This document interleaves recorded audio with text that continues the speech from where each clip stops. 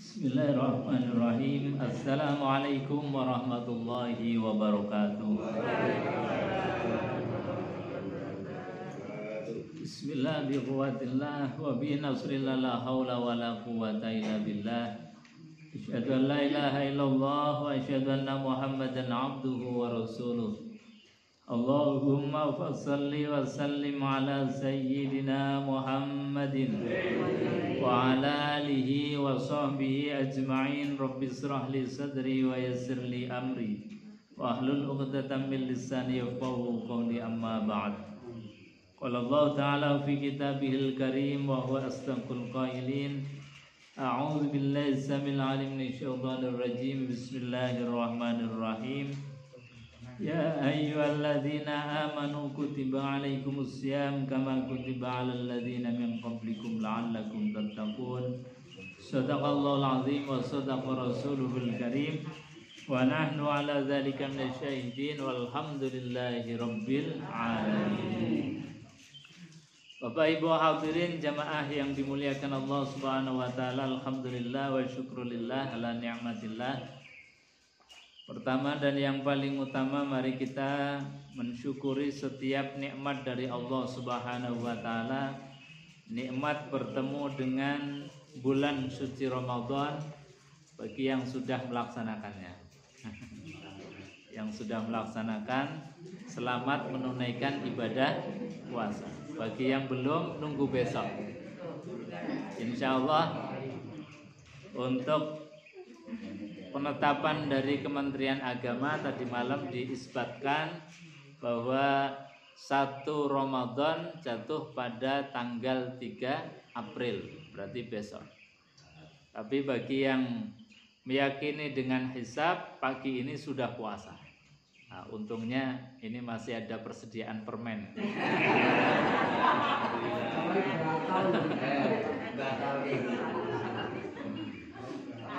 Berarti ini menunjukkan bahwa puasanya besok semua. Bapak Ibu hadirin jemaah yang dimuliakan Allah Subhanahu wa taala, alhamdulillah wa syukrulillah la ni'matillah. Yang kedua kalinya salawat dan salam kita haturkan kehadiran baginda Nabi besar Muhammad sallallahu alaihi wasallam. Bapak Ibu hadirin jemaah yang dimuliakan Allah Subhanahu wa taala, Al-Imam Al-Ghazali di dalam kitab Ihya-nya beliau mengatakan afdhalul ilmi ilmul hal. Jadi ilmu yang paling utama itu adalah ilmu yang dibutuhkan kita sekarang. Jadi kalau kita sekarang butuhnya apa? Oh, butuhnya mau sholat, berarti ilmu sholat yang wajib, yang paling utama untuk dipelajari. Oh, kita mau puasa, berarti ilmunya puasa itu yang wajib bagi kita, yang paling utama untuk kita pelajari. Maka pagi hari ini kita selipkan untuk mempelajari di antara ilmunya Ramadan. Di antara ilmunya kita masuk bulan suci Ramadan. Jangan sampai kita masuk bulan suci Ramadan tidak membawa bekal ilmu sehingga kita bingung mau apa. Sehingga kita bingung di bulan suci Ramadan kita ini mau melaksanakan apa dengan cara bagaimana. Nah, ini wajibnya kita adalah bil ilmi, dengan ilmunya Ramadan. Maka pagi hari ini kita akan membahas ayat-ayat yang berkaitan dengan puasa Ramadan. Bapak Ibu hadirin jemaah yang dimuliakan Allah, baginda Rasulullah sallallahu alaihi wasallam itu mensifati Ramadan bahwasanya syahrul Ramadan syahru ummati. Bulan Ramadan itu bulannya umatku, bulannya kita yang mengaku diri sebagai umat Rasulullah sallallahu alaihi wasallam. Apa dasarnya dan apa buktinya? Buktinya di dalam Al-Qur'anul Karim Allah berfirman, a'udzubillahi samil alim minasy syaithanir rajim. Bismillahirrahmanirrahim. Ya ayyuhalladzina amanu.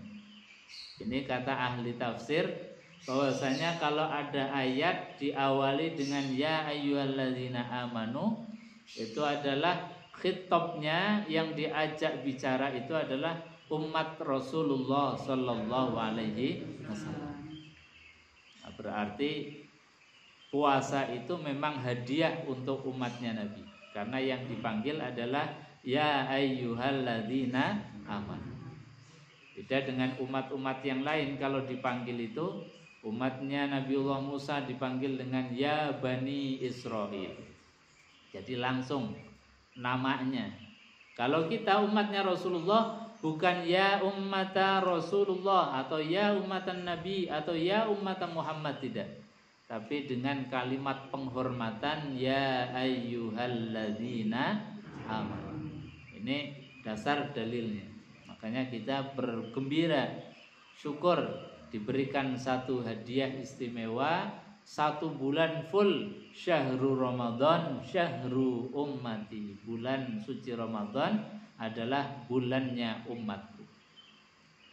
Ketika kita dipanggil oleh Allah Subhanahu wa taala ya ayyuhalladzina amanu, maka kewajiban kita ketika masuk di bulan suci Ramadan, pastikan diri kita punya iman, punya keyakinan bahwasanya Allah Subhanahu wa taala adalah Tuhan kita. Rasulullah sallallahu alaihi wasallam adalah nabi yang membimbing kita, utusan Allah Subhanahu wa taala. Kita yakin, kita iman bahwasanya Al-Qur'an ini adalah panduan hidup kita. Kita iman. Jadi tasdiqum biqalbi wa qaulun bil lisan wa amalun bil arkan. Tasdiqum biqalbi, kita meyakini semua itu adalah perintah dari Allah. Puasa adalah perintahnya Allah. Qiyamul lail adalah perintahnya Allah. Zakat itu adalah perintahnya Allah. Kita yakin. Kemudian kita mulai laksanakan, minimal diawali dengan qaulun bil lisan, diucapkan dengan lisan. Buktinya apa?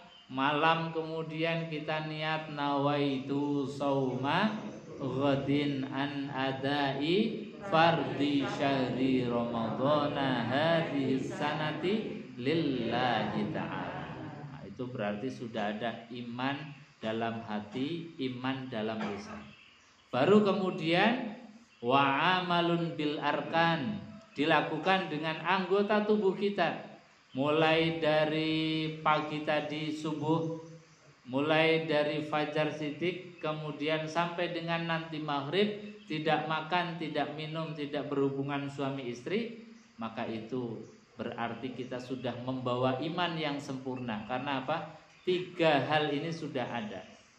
Qalbunya itu iman, lisannya mengimani dengan mengucapkan nawaitu samaghadin, kemudian dilakukan dengan perbuatan kita. Maka insyaallah kita yang hadir di majelis ini termasuk orang-orang yang hatinya ada iman kepada Allah. Amin Allahumma.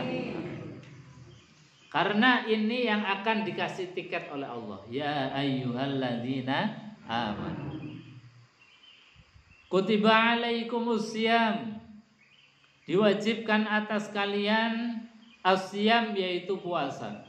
Kata Allah, diwajibkan atas kalian. Ini menggunakan mabni majhul. Allah Subhanahu wa taala menyembunyikan siapa yang memerintahkan, siapa yang mewajibkan. Ini enggak ditampakkan. Jadi kalimatnya tidak kataballahu alaikumusiyam, Allah telah mewajibkan kepada kalian berpuasa, tidak. Atau dengan kalimat yang lain, tetapi justru Allah memilih dengan kalimat kutiba alaikumusiyam. Dalam tafsir dijelaskan bahwasanya diantaranya karena ini diantara ujiannya Allah. Jadi kalau Allah yang memerintahkan kan jelas. Tapi ini enggak ada yang memerintahkan, tapi kita yakin bahwa pasti yang memerintahkan itu adalah Allah. Jadi ini ujian iman. Kalau kita betul-betul iman, pasti akan menjalankan. Yang kedua, kata para ahli tafsir mengatakan bahwasanya kenapa Allah memilih dengan kalimat kutiba alaikumusiyam, diwajibkan atas kalian. dan tidak disebutkan siapa yang mewajibkan, para ulama mengatakan bahwasanya andai kata Allah tidak mewajibkan puasa pun, orang yang akalnya sehat, orang yang hatinya sehat itu pasti akan mewajibkan dirinya sendiri untuk berpuasa. Karena puasa ini sangat baik bagi kita. Al-Quran mengatakan wa antasumu khairul lakum. Kalau kalian berpuasa itu baik untuk kalian. Meskipun dalam keadaan sakit kita kok masih bisa puasa, itu baik bagi kita. Meskipun dalam keadaan safar kok kita masih memilih untuk puasa, itu baik untuk kita. Meskipun dalam syariatnya, dalam hukumnya, karena Allah tidak ingin memberatkan hambanya, umatnya, dikasih rukhsah. Kalau kita sakit boleh untuk tidak puasa. Kalau kita bepergian atau safar boleh juga tidak puasa. Fa'iddatum min ayyamin ukhor, diganti dengan hari yang lain. Jadi ibu-ibu kalau pas misalnya kita melihat ada orang sakit, kita kasih saran, oh boleh tidak puasa. Atau kita sendiri yang sakit atau dalam bepergian, syariat itu membolehkan untuk tidak puasa. Tapi kata Quran wa antasumu khairul lakum. Andai kata kita sakit, andai kata kita dalam bepergian kok masih mau puasa, tetap itu baik bagi kalian. Ini dalam keadaan sakit atau bepergian saja begitu. Apalagi kita tidak punya alasan apa-apa, kemudian kita nggak puasa. Nah, ini Allah sungguh sangat marah. Bahkan di dalam syariat, orang yang gampang ke Ramadan termasuk istimta. Jadi seneng-seneng, lagi nganten anyar, lagi seneng-senengnya, nggak kuat kemudian jebol nggak puasa.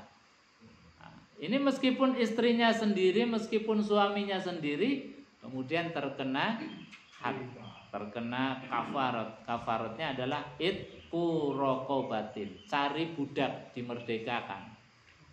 Kalau kita cari budak ya susah. Kita dengan puasa 2 bulan berturut, 1 bulan aja jebol, nah, apalagi 2 bulan. Nah ini makanya kemuliaan bulan suci Ramadan itu harus dijaga betul. Bahkan Imam Malik itu bukan hanya orang yang ketika istimta atau senang-senang dengan suami istri saja yang terkena kafarat itu, tapi orang yang tidak menjaga kehormatan Ramadan, misalnya makan tanpa sebab, makan tanpa adanya yang dibolehkan oleh syariat, dia berbuka, dia tidak berpuasa, itu pun kalau menurut Imam Malik dia tetap itqu raqabatin, harus cari budak kemudian dimerdekakan. Nah, untungnya kita ngikuti Imam Mazhab Syafi'i.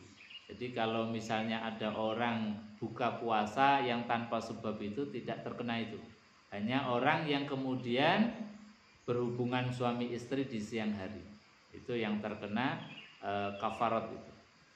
Maka Bapak Ibu hadirin jamaah yang dimuliakan Allah, intinya di dalam Quran wa antasumu khairul lakum, bahwa puasa itu sangat baik bagi kita. Karena apa?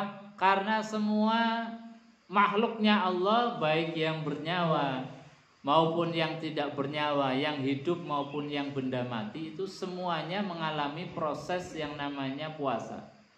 Puasa itu kan dalam bahasa itu artinya al-imsak. Apa Bu? Al-imsak. Al-imsak itu artinya menahan diri. Jadi semua alam makhluknya Allah itu pasti mengalami imsak, mengalami puasa. Ketika kita melihat matahari rembulan, itu kan diciptakan oleh Allah, wasyamsu tajri mustaqarril laha dzalika taqdirul azizil alim wal qamara qaddarnahu manazila hatta adakal urjunil qadim. Jadi rembulan, matahari itu sejak dicipta sampai dengan nanti kiamat itu lurus-lurus saja, berjalan sesuai dengan garis edarnya yang telah ditetapkan Allah. Artinya bahwa dia itu imsak, menahan diri dari membantah perintahnya Allah. Makanya andai kata matahari itu berhenti nggak jalan, ini pasti yang terjadi adalah kehancuran, kerusakan. Begitu juga alam semesta ini. Kita melihat ada air yang turun dari langit ke bukit-bukit, ke gunung-gunung yang tinggi. Ini air mengalami proses puasa. Puasanya gimana? Masuk ke dalam tanah, diserap dengan tanah, kemudian ditahan oleh akar-akar sehingga tidak langsung ke bawah. Itu namanya al-imsak, namanya puasa. Kalau air yang turun di bukit, turun di gunung-gunung tidak puasa, maka yang terjadi adalah banjir bandang. Ini yang terjadi adalah kehancuran. Makanya kalau gunung-gunung sudah mulai gundul, tanaman-tanaman sudah mulai ditebang, manusia punya pikiran, ini gimana ya caranya supaya air hujan ini tetap dalam keadaan puasa. Maka kita kemudian membuat waduk, membuat embung.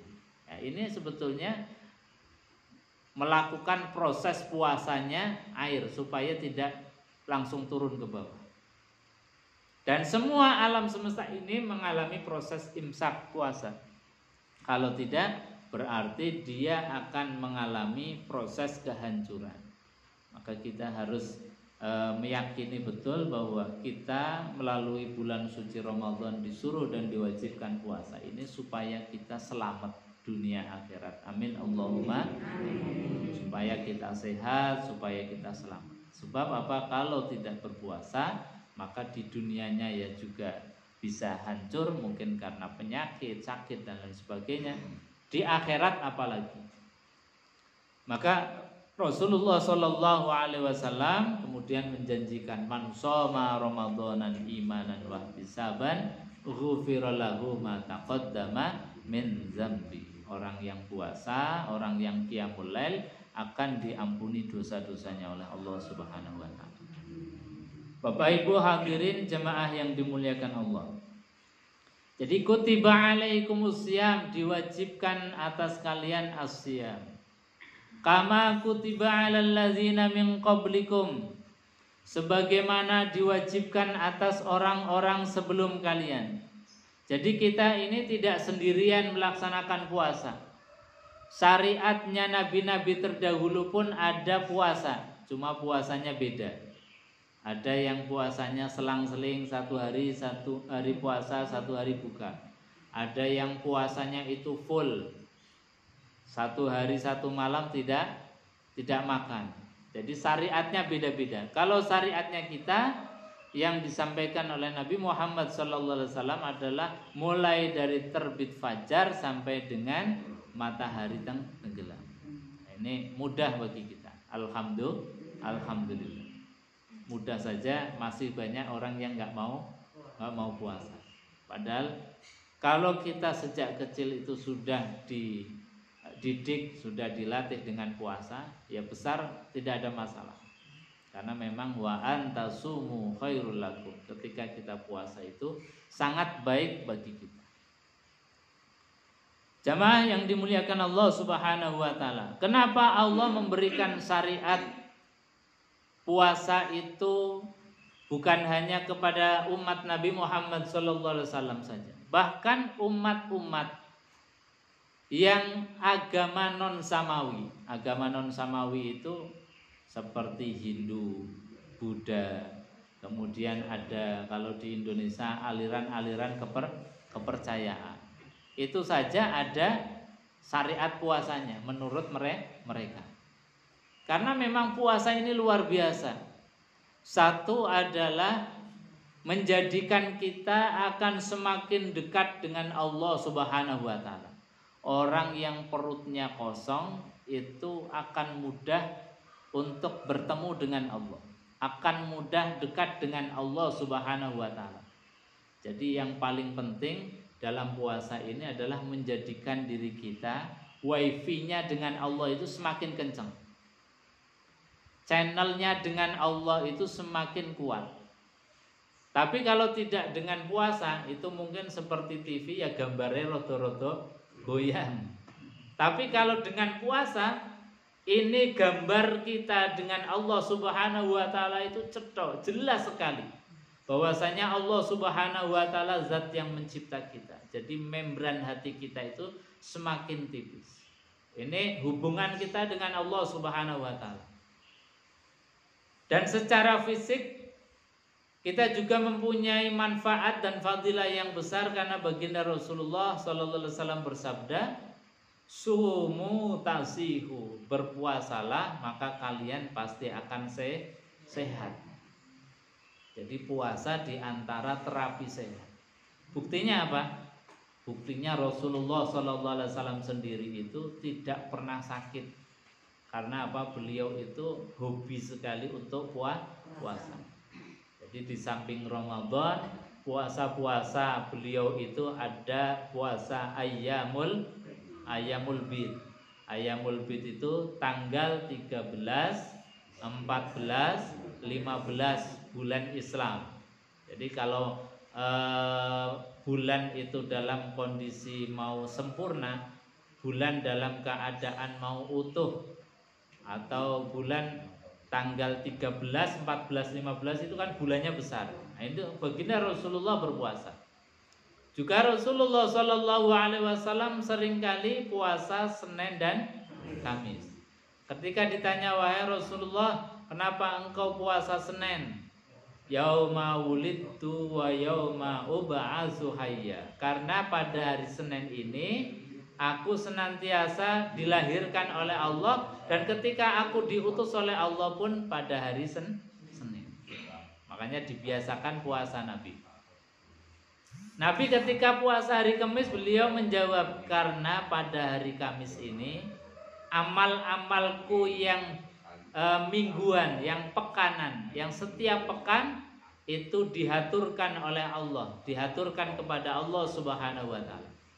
Jadi kita ada punya catatan harian, ada catatan yang mingguan, ada catatan yang bulanan. Nah, catatan yang pekan setiap mingguan itu, kata Nabi, dihaturkan, disetorkan, dilaporkan kepada Allah pada hari Kamis.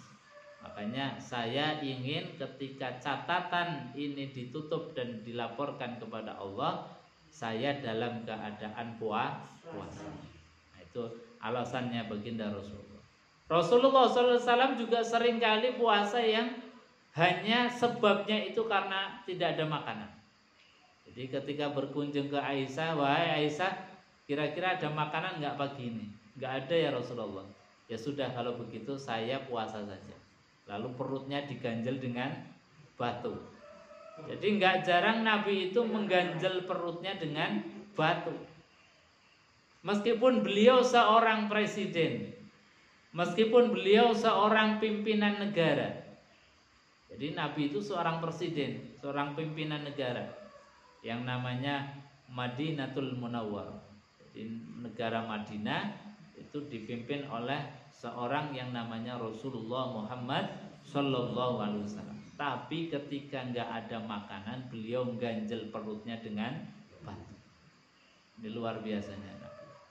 Karena memang di samping tadi kita itu diberikan oleh Allah sehat dengan cara puasa. Makanya Nabi itu sehat terus. Bahkan Nabi pernah itu dikasih hadiah. Banyak sekali hadiah. Di antaranya hadiah dari Raja Jarjis itu adalah hadiah dokter untuk merawat Rasulullah. Kalau Rasul itu sakit sudah ada yang memberikan resepnya. Ya, kalau sekarang ini dokter kepresidenan. Nabi juga punya, dikasih hadiah. Tapi selama beliau dokter ini bersama Nabi, itu nggak pernah ngobati Nabi karena Nabi nggak pernah sakit. Akhirnya izin, kemudian minta untuk pulang. Nah, sebelum pulang ini dokter tanya kepada Nabi SAW, wahai Rasulullah, saya ini ditugaskan untuk menjaga engkau. Andai kata engkau sakit, maka saya disuruh untuk memberikan resep obatnya. Tapi selama saya di sini nggak pernah menjumpai engkau sakit. Kira-kira apa resepnya? Maka dijawab oleh Rasulullah SAW, ana min qaumin, kata Nabi. Saya ini termasuk kaum, kelompok, golongan yang tidak makan kecuali kalau sudah lapar, dan berhenti makan sebelum kenyang. Ini Rasulullah SAW. Artinya apa? Ini sebetulnya sunnahnya Nabi. Nah, kalau kita kan enggak, belum lapar aja sudah makan, bahkan sengaja kuliner kemana-mana. Oh, ini ada kuliner lagi viral ini, kunjungi kita datangi.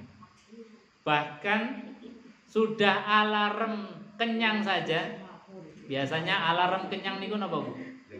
Glegek. Sudah glegekan, sudah ada alarm kenyang saja masih dimasukin terus. Nah, ini kita. Makanya harus kita berubah. Berubahnya apa? Mencontoh, meniru pola makannya baginda Rasulullah Sallallahu Alaihi Wasallam. Nah, termasuk kita di bulan suci Ramadan. Harusnya kita ini Ramadan ya seperti Ramadannya Rasulullah. Jadi idealnya kita masuk bulan suci Ramadan itu mengikuti Ramadannya Rasulullah Sallallahu Alaihi Wasallam. Satu, Ramadannya Rasulullah nggak pernah mengada-adakan yang tidak ada. Nah, kalau kita itu yang nggak ada aja diada-adakan. Yang di bulan lain itu tidak ada, di Ramadan biasanya malah ada. Yang di lain bulan Ramadan kita nggak masak, di bulan Ramadan malah justru kita masak. Nah, ini yang harus kita mulai berubah.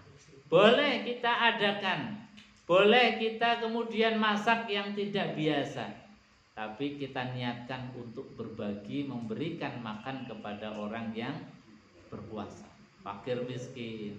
Tapi untuk kita sendiri kita berusaha mencoba untuk idealisme puasanya baginda Rasulullah Sallallahu Alaihi Wasallam. Setuju mboten, Bu? Kita latihan ideal puasa idealnya Nabi.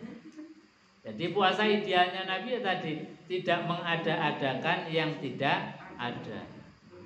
Ya kita berusaha ngurangi lah. Kalau enggak 100% yang mulai mengurangi. Jadi kita punya patokan, kita punya standar ideal. Meskipun kita punya standar kebiasaan. Kebiasaan Ramadan ya begitu tuh. Yang enggak ada kolak kita bikin kolak. Yang enggak ada stop kita bikin stop. Yang enggak ada es buah kita bikin es buah. Ini standar kebiasaan puasanya kita. Tapi kita harus tahu standar ideal puasanya baginda Rasulullah Sallallahu Alaihi Wasallam. Puasa idealnya Rasulullah ini ibu-ibu bisa kita perhatikan betul. Nabi itu ngasih lauk terbaik. Pengen, Bu? Lauk terbaik yang dikasihkan oleh Rasul, yang dikasihkan oleh syariat. Apa itu? Kata Nabi, lauk terbaik itu idamuhu al-ju'. Lauk terbaik itu adalah rasa lapar. Bukan yang kita masak dengan minyak goreng yang mahal. Bukan kita makan dari restoran yang mahal. Bukan makanan yang dimasak oleh chef-chef terkenal, oleh warung-warung atau rumah makan yang viral, tidak. Nah, kalau kita masih begitu ya masih standarnya umum saja. Jadi umumnya makanan restoran, sehingga biasanya kalau Ramadan mau buka itu jalan dari mulai ngesrep sampai rapet, mau cari parkir saja susah. Karena apa? Antri di warung makan. Karena apa? Gambarannya orang yang puasa itu kemudian tadi pengennya makan yang enak supaya kuat asupan gizinya. Padahal Nabi SAW mengatakan bahwa kita dikasih lauk terbaik, lauk yang istimewa, idamuhu alju. Jadi lauk terbaik itu adalah rasa lapar. Kalau sudah kita merasakan bahwa lauk terbaik, makanan terbaik itu adalah rasa lapar, meskipun kita sudah masak banyak itu, kita minum 1 gelas air putih saja sudah rasanya nikmat. Jadi inilah model puasanya Nabi.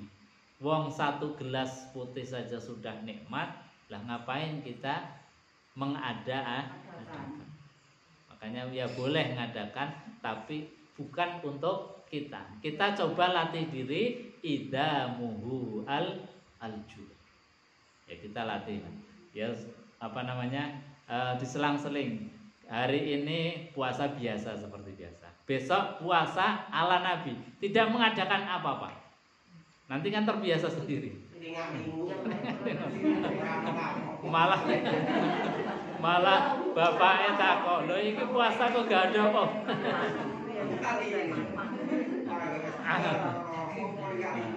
Jadi kalau kita sepakati Bapak Ibu anak-anak kita ajari dengan puasa model Nabi, insya Allah nanti terbiasa. Oh ini puasa mau buka adanya ini, ya ini alhamdulillah. Nah, ini cara ideal kalau kita mencontoh baginda Rasulullah Sallallahu Alaihi Wasallam. Bapak Ibu hadirin jemaah yang dimuliakan Allah Subhanahu Wa Taala. Jadi kata Al-Quran, kama kutiba 'alal ladzina min qablikum la'allakum tattaqun. Tujuan dari puasa adalah Allah mendidik kita supaya menjadi orang yang bertakwa. Takwa pernah kita sampaikan untuk mudahnya, karena takwa itu sangat luas sekali. Al-Imam An-Nawawi itu ngasih resep supaya kita mudah untuk mencerna. Takwa itu paling tidak ada 4 hal. Pertama adalah tawadhu. Jadi dengan puasa kita dididik oleh Allah tawadhu. Tawadhu itu artinya memandang orang lain tidak lebih rendah dari kita. Meskipun kita diberikan oleh Allah banyak kelebihan harta, kelebihan ilmu, kelebihan pangkat jabatan, status sosial. Tetapi semua itu tidak menjadikan kita merasa lebih tinggi dari orang lain. Dan tidak memandang orang lain lebih rendah dari kita. Kita dididik dengan puasa. Kita jadi tawadhu. Yang kedua adalah huruf qaf. Takwa itu kan hurufnya 4. Ta, qaf, wawu, dan ya. Huruf qaf itu menunjukkan makna qanaah. Qanaah artinya adalah orang yang senantiasa merasa cukup terhadap pemberiannya Allah Subhanahu wa Ta'ala. Jadi dikasih banyak ya alhamdulillah. Pas dikasih sedikit juga alhamdulillah. Tidak wal-wal kedual, tidak serakah, tidak merasa gerangsang dan kurang terus. Meskipun gerangsang, kurang terus, itu adalah sifatnya manusia.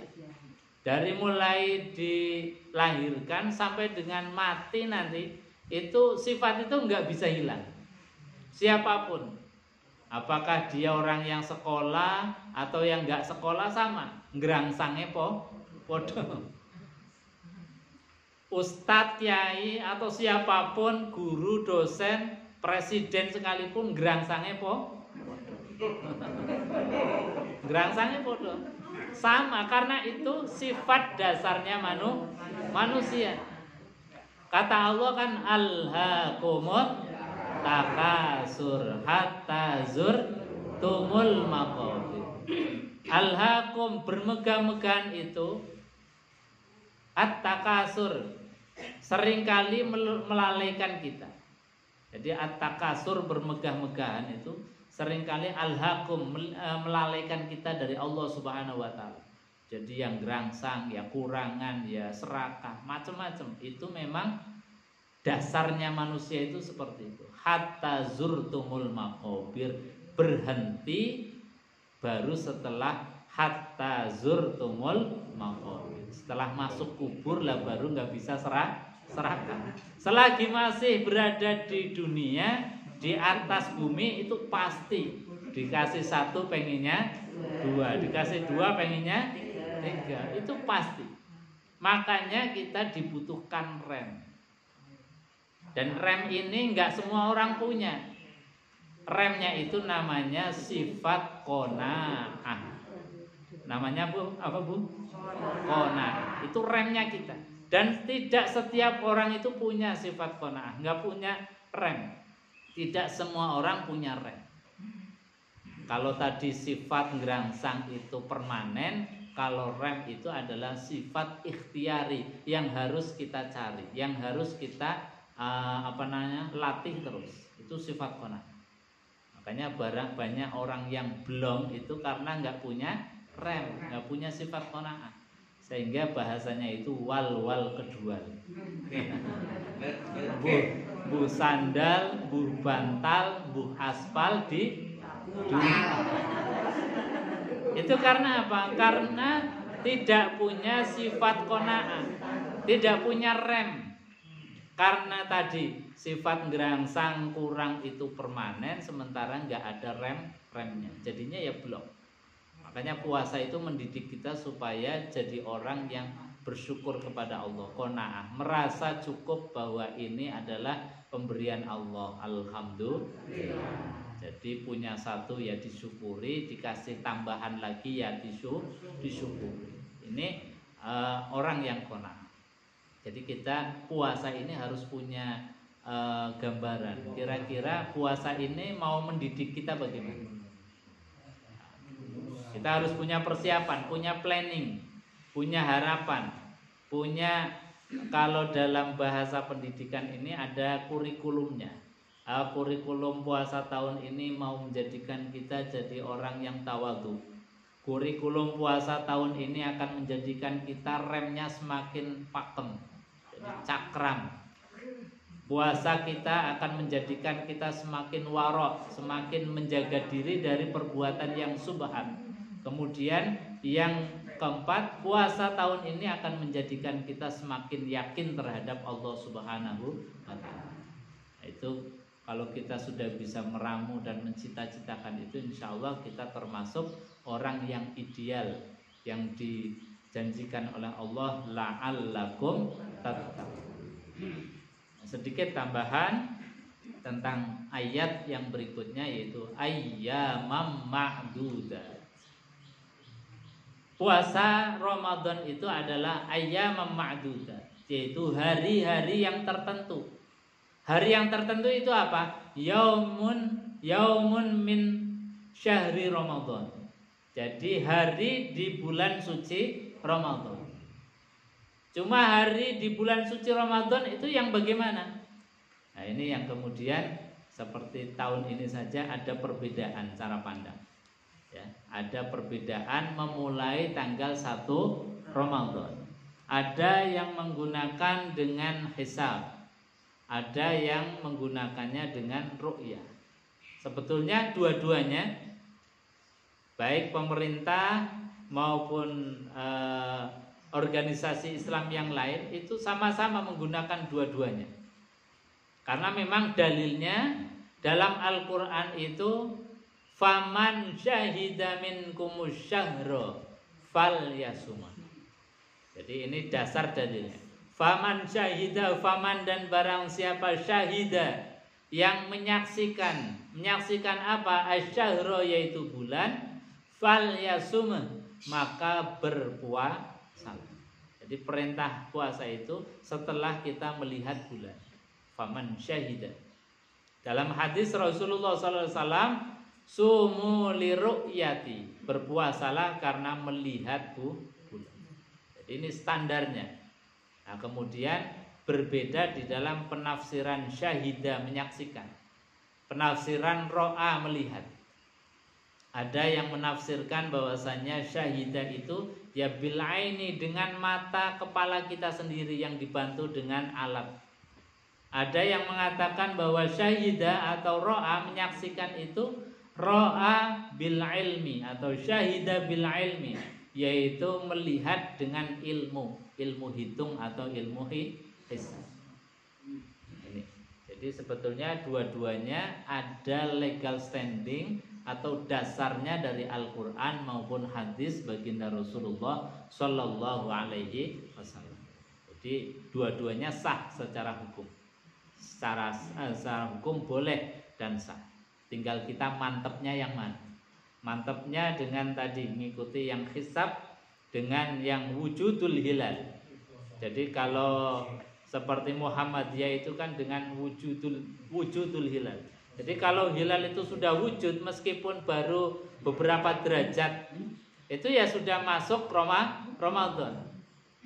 Tapi kalau dalam Nahdlatul Ulama dan juga organisasi-organisasi yang lain, itu di samping wujudul hilal ada tamkinur ru'yah atau tamkinur ru'yah. Jadi hilal yang wujud yang mungkin bisa dilihat.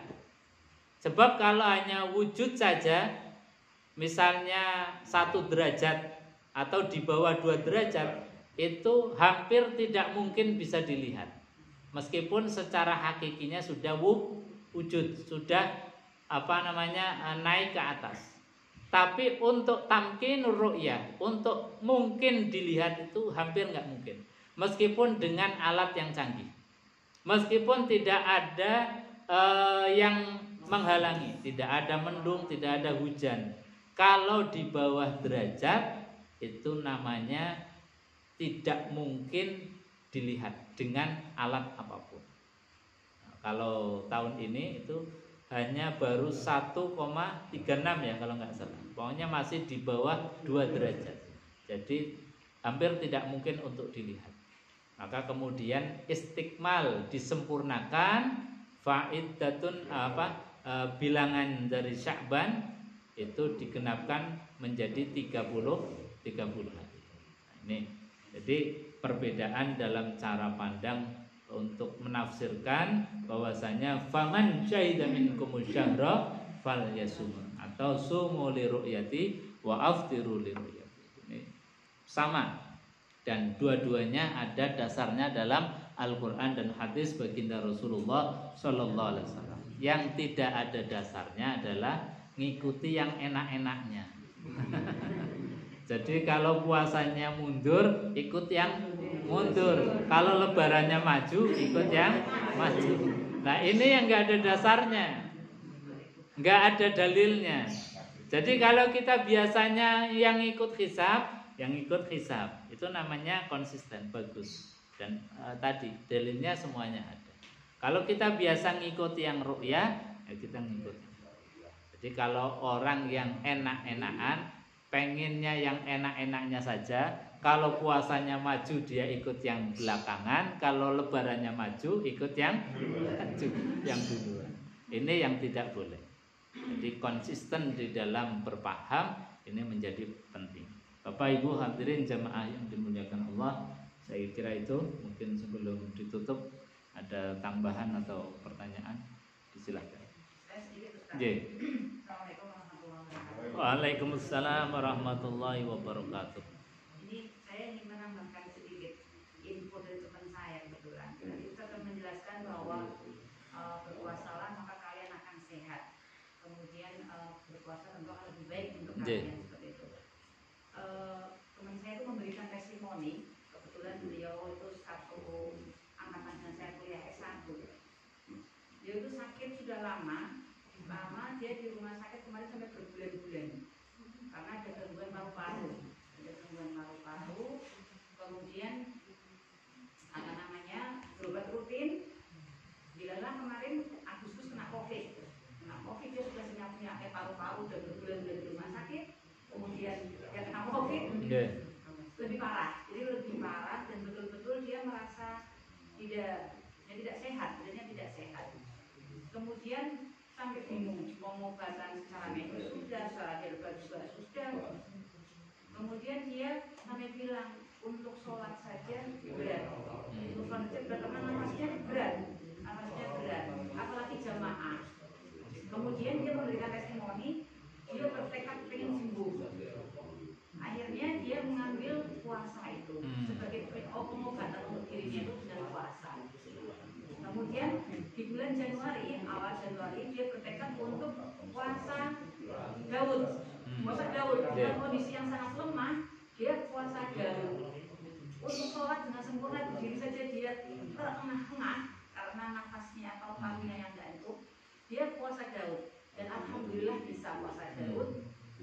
1 bulan setelah puasa Daud, karena dia baru memberikan testimoni kemarin. 1 bulan setelah puasa Daud, dia bisa berjalan ke masjid, dia bisa sholat jamaah ke masjid. Kemudian diteruskan karena dia merasa badan saya sekarang sudah seger, sudah enak, saya sudah bisa jalan ke masjid, saya bisa sholat. Kemudian dia lanjutkan lagi, bulan keduanya Februari dia puasa lagi Daud.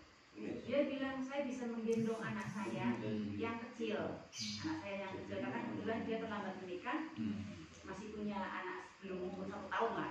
Jadi dia bilang saya mampu anak saja waktu itu tidak kuat, sekarang saya menggendong dengan berdiri kuat. Aku saya kisah memang bayiku, dia bilang begitu. Kemudian bulan ketiga Maret dia puasa lagi, dia bilang alhamdulillah saya bisa numpak motor. Artinya dia memberikan testimoni bahwa betul semua yang disampaikan. Memang itu semuanya kita sudah yakin betul ya, tetapi mungkin memang butuh testimoni untuk apa ya, tambah keyakinan kita, menguatkan kita.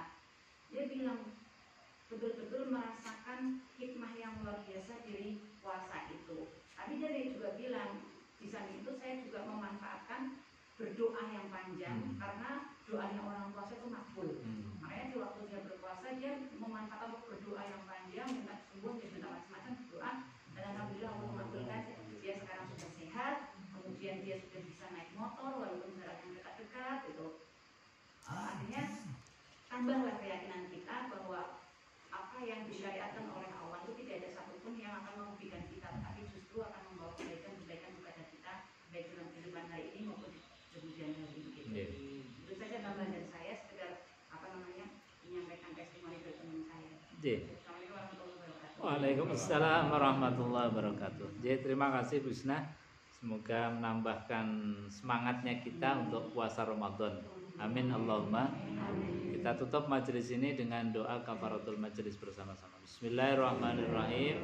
Subhanakallahumma wa bihamdika asyhadu an la ilaha illa anta astaghfiruka wa atubu ilaik. Assalamualaikum warahmatullahi wabarakatuh. Ya Rabbi bil Mustafa balligh ma